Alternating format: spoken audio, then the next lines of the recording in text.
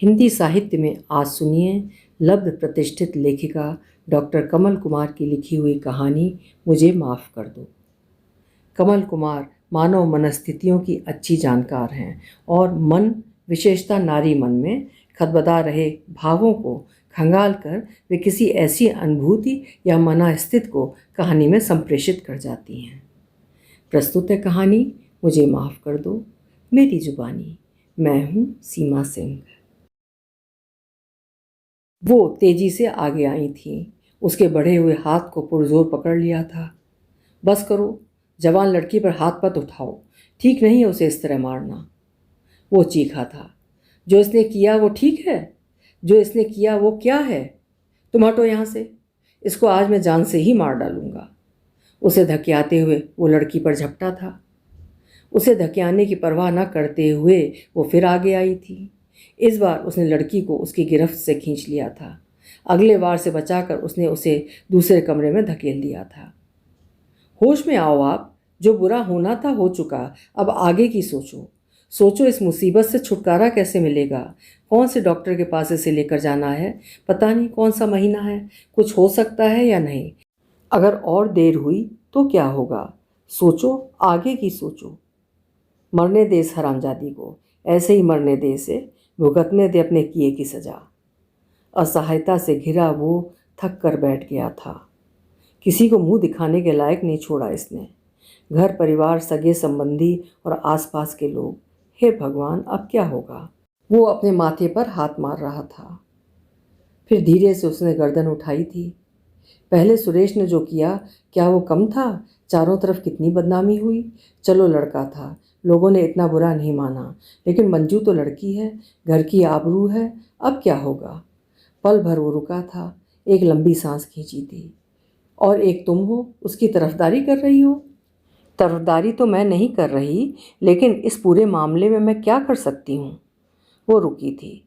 अर्थपूर्ण ढंग से आंखें झुकाकर कहा था, मैंने अब तक क्या कर लिया? किसी का भी क्या कर लिया? क्या मतलब है तुम्हारा? कहना क्या चाहती हो? यही कि मेरे कहने से होगा क्या?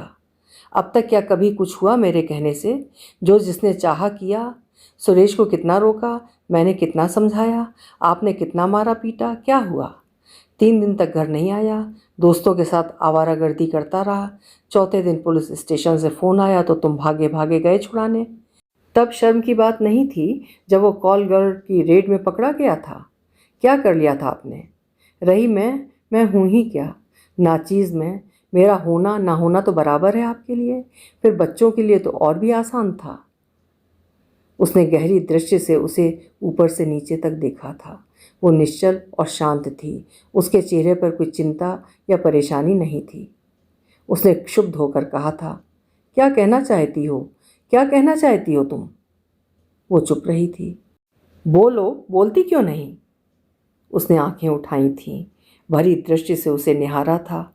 वितृष्णा से उसका चेहरा कांप सा गया था। उसे लगा था उसकी नज़र जैसे डॉक्टर के हाथ में सर्जरी के लिए चाकू पकड़ा था, ऑपरेशन से पहले उसकी त्वचा को काट रहा था। मुझसे क्यों पूछते हो ये सवाल? अपने आप से पूछो। पूछो कि वो भीतर जाने के लिए मुड़ी थी, पर उसने उसे झपट कर दबोच लिया था। पूरा कहो, क्या कह रही थी तुम? वाक्य पूरा करो। वो उसे कंधे से पकड़कर आगे पीछे झकझोर रहा था। छोड़ो, छोड़ो मुझे। उसने अपने को छुड़ा लिया था और तनकर सामने खड़ी हो गई थी। क्या नहीं समझते तुम जो मैं कहना चाहती हूँ? मैं अब डरती नहीं हूँ, सच कहने से तो बिल्कुल भी नहीं डरती। मेरे मुंह से सुनना चाहते हो? लेकिन बेहतर यही होगा कि तुम अपने आप से पूछो, जो कुछ तुमने किया मेरे साथ, बच्चों के साथ, वो सब क्या ठीक था? ठीक था वो? उसकी आवाज़ में तल्खी थी। वो जल्दी से घूमकर दूसरे कमरे में चली गई। वो स्तब्ध था, उसकी हिम्मत को देख रहा था। सदा चुप रहने वाली इस औरत को क्या हुआ? लेकिन वो अपनी ओर मुड़ा था। शुरू शुरू में वो उसे कितना रोकती थी। आधी आधी रात तक उसका खाना लेकर बैठी रहती थी। वो शराब पीकर और अपनी पूरी तुष्टि के बाद घर आता और बिस्तर पर लुढ़क कर सो जाता था। फिर सुबह ही उसकी आंख खुलती थी। छुट्टी वाले दिन वो रात के हैंगओवर से देर तक बिस्तर में पड़ा रहता। वो उस पर चिल्लाता, कितनी बार कहा तुम्हें खाना खा लिया करो, देर हो जाती है, बाहर गया आदमी काम में फंस जाता है। वो पानी से बाहर निकाली गई मछली की तरह फड़फड़ाती थी। काम में? कौन से काम में फंस जाते हो? कौन सा काम होता है तुम्हारे दफ्तर में रात के 12-1 बजे तक? दफ्तर में होते हो तुम? उसने एक लंबी सांस खींची थी। मैं गई थी तुम्हारे दफ्तर, एक नहीं 2-3 बार। तुम मेरे दफ्तर गई थी? हिम्मत कैसे की तुमने वहां जाने की? क्यों गई थी वहां? वो गुस्से से बेकाबू हो रहा था। तुम्हारी असलियत जानने गई थी और अपनी किस्मत का फैसला सुनने। वो सुबकी थी। ये उसकी बर्दाश्त के बाहर था कि उसका घर और दफ्तर एक दूसरे से घुल जाएं।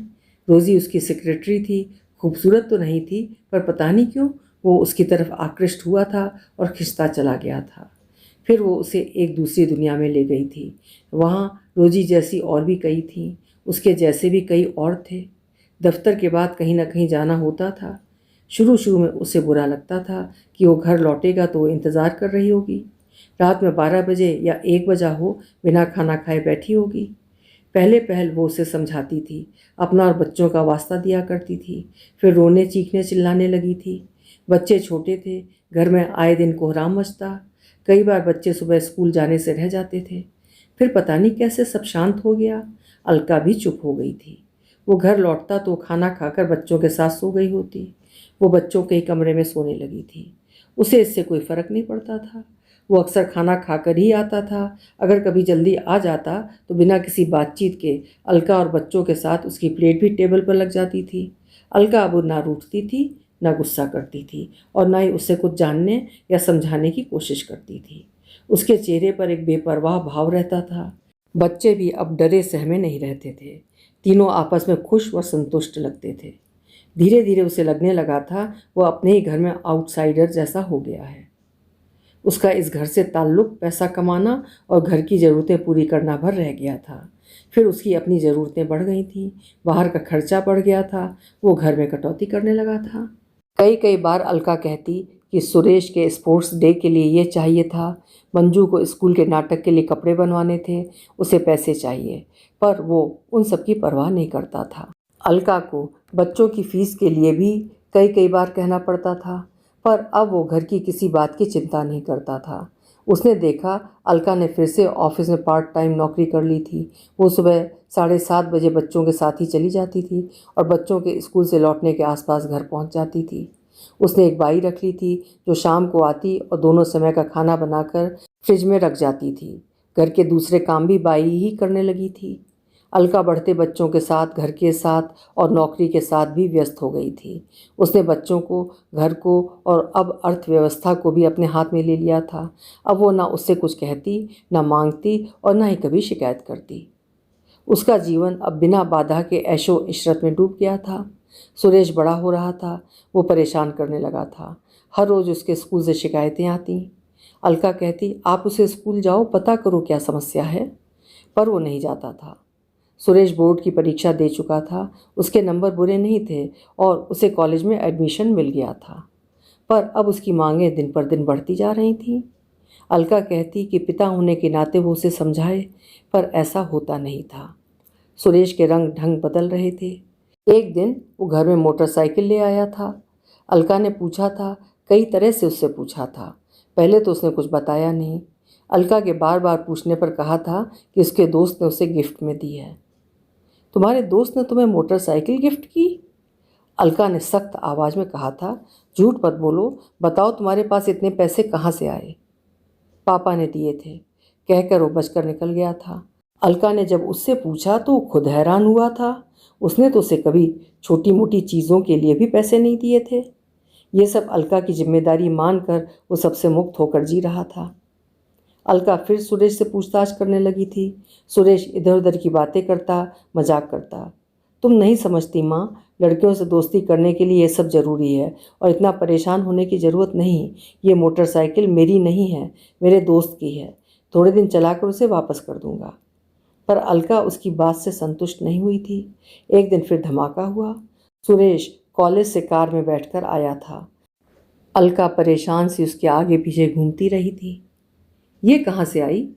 सुरेश का वही पुराना ढर्रा उन्हीं बातों को फिर से दोहराता रहा। अंत में वही जवाब कि मेरे दोस्त की है, कुछ दिन चला कर लौटा दूंगा। अब तो ठीक है ना? सुरेश को लेकर उसमें खींचातानी बढ़ गई थी। कहती रही, तुम उसके कॉलेज जाओ। वो नहीं गया। कॉलेज जाओ, वहाँ इसके प्रोफेसर से मिलो ताकि पता चले ये कॉलेज में क्या कर रहा है। लेकिन हमेशा की तरह अलका की ये बात भी व्यर्थ ही गई। ऐसे ही चल रहा था। सुरेश किसी की बात नहीं सुनता था। तभी एक दिन पुलिस घर में आई और सुरेश को पकड़ कर ले गई। पता चला वो किसी कार चुराने वाले गिरोह के साथ था। ये दूसरा विस्फोट था। पहला तब हुआ था जब वो कॉल गर्ल रैकेट की रेड में पकड़ा गया था। अब पकड़ा गया था किसी कार चुराने वाले गिरोह में शामिल होने पर। अब कुछ छिपा नहीं रहा था। पिछले 2 साल की उसकी गतिविधियों का खुलासा हो गया था। सुरेश को जेल हुई थी। उसने बहुत भागा दौड़ी की, जिस के सामने जाकर रोया। सुरेश के लिए सफाई दी। वो तो उन लड़कों के साथ था, उसे तो पता ही नहीं था। उसे भी अपनी नासमझी का सबक मिल गया। पर आखिर बच्चा है हमारा। आप कुछ कीजिए भाई साहब, आप कुछ कीजिए। जेल में तो पक्का अपराधी ही बन जाएगा। कितने लोगों के सामने उसने जाकर हाथ जोड़े। बड़ा नामी वकील किया। वकील ने मजिस्ट्रेट को घूस खिलाई तो कहीं 3 महीने बाद सुरेश जेल से बाहर आया। उसके चेहरे पश्चाताप की जगह रोष था। वो बार बार कहता, आप लोगों की वजह से मुझे जेल में रहना पड़ा। मेरे दोस्तों को तो अगले ही दिन जमानत पर छुड़ा लिया गया था। वो सब बड़े घरों के बेटे थे, उनकी पहुंच थी। वो चिड़चिड़ा हो गया था।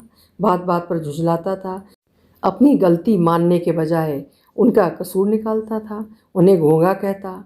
घर सन्नाटे में था, पर वे असहाय से हो गए थे। आखिर सुरेश बाहर चला गया।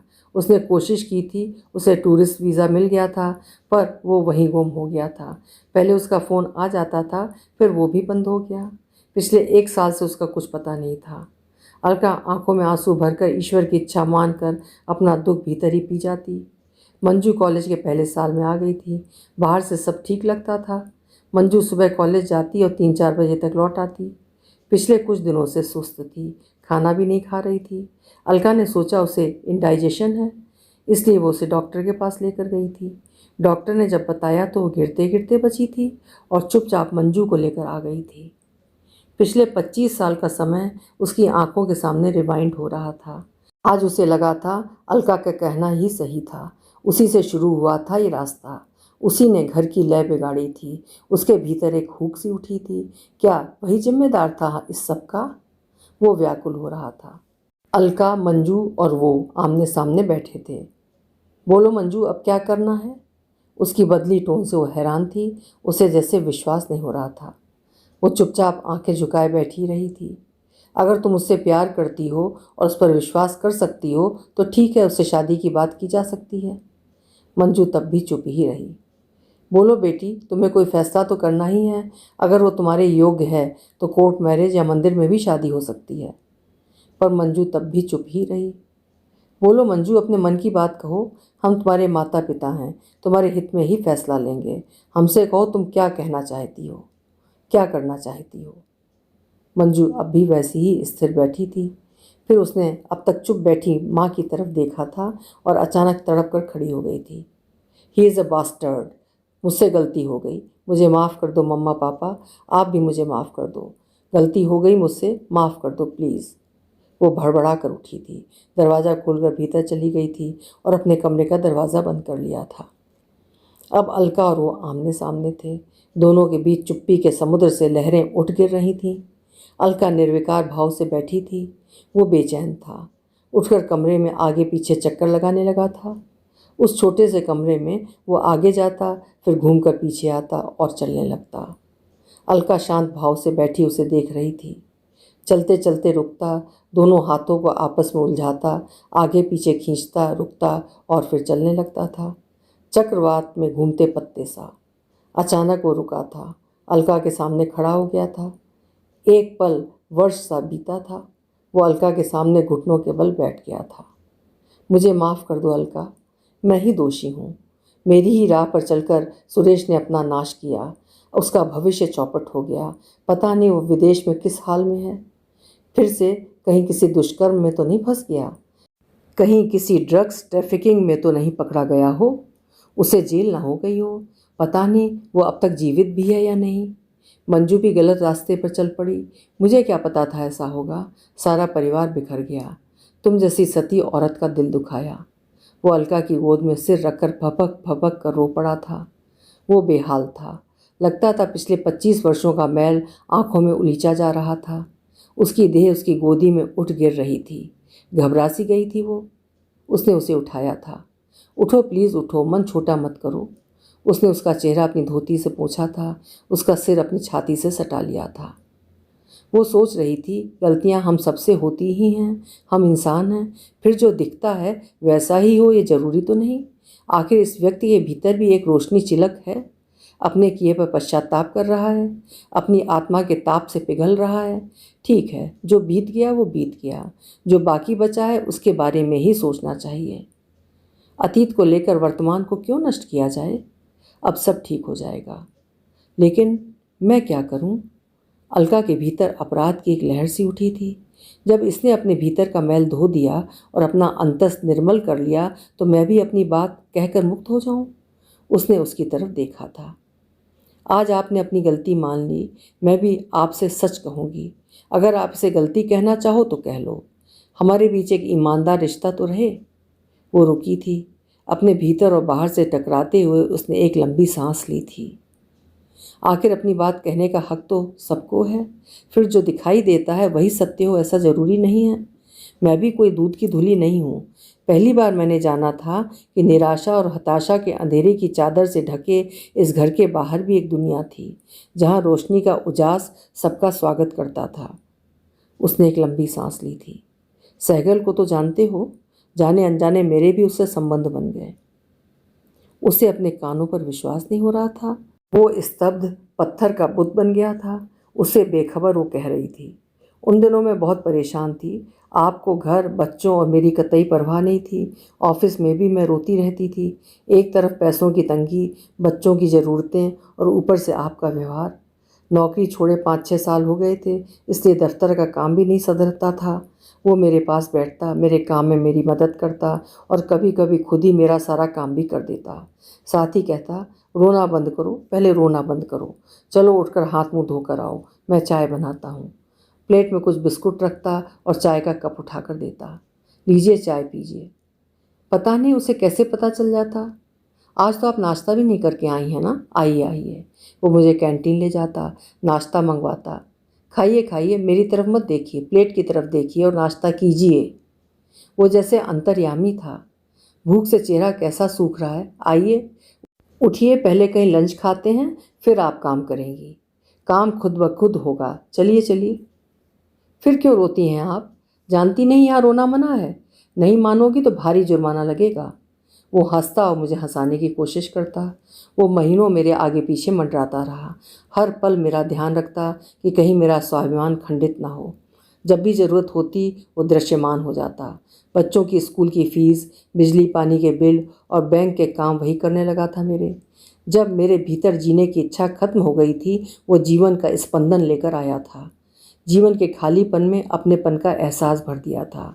उसने अपने प्यार, आत्मीयता और सुरक्षा में तराश कर एक नई औरत बनाई थी।